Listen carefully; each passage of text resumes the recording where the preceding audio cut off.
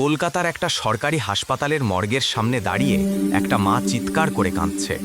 Doctor বলেছেন আর নয়, ও মরে গেছে। মায়ের হাতে একটা ছেঁড়া স্কুল ব্যাগ, ভিতরে একটা খাতা। খাতার প্রথম পাতায় লেখা, আমি একদিন আইএএস অফিসার হব, নাম অর্জুন মণ্ডল। যে ছেলেটার লাশ এখন মর্গের টেবিলে শুয়ে আছে তার বয়স মাত্র 17। একটা দুর্ঘটনায় তার স্বপ্ন শেষ হয়ে গেল নাকি? অর্জুনের বাড়ি ছিল হাওড়ার একটা বস্তিতে। বাবা রিকশা চালাতো, মা অন্যের বাড়ি ঝিগিরি করত।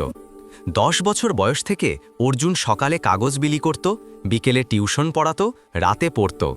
ঘরে একটা মাত্র 15 ওয়াটের বাল্ব, তার আলোয় সে রোজ লিখত, আমি হারব না। ক্লাস 10-এ সে স্কুল টপ করল। স্যাররা বললেন, তুই পড়াশোনা ছেড়ে দে, এত গরিব ঘরে আইএএস হয় না।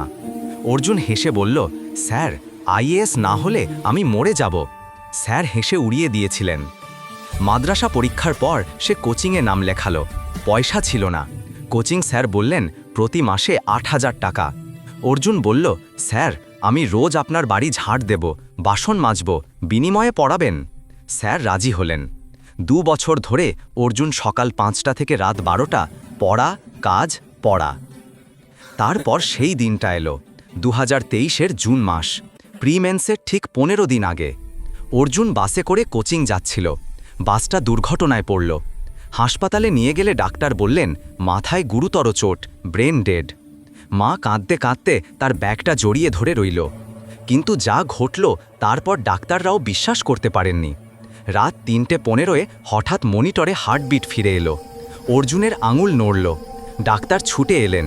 অর্জুন চোখ খুলল আর প্রথম কথাটা বলল, স্যার, আমার 15 দিন পর আমি যাব। পুরো আইসিইউ কেঁদে ফেলল। 21 দিন কোমায় ছিল অর্জুন।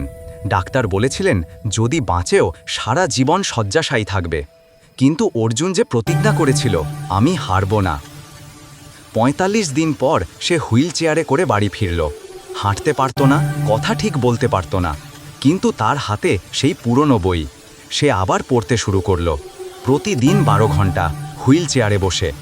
2024-এর ইউপিএসসি রেজাল্ট বেরোলো। র্যাঙ্ক 47, নাম অর্জুন মণ্ডল।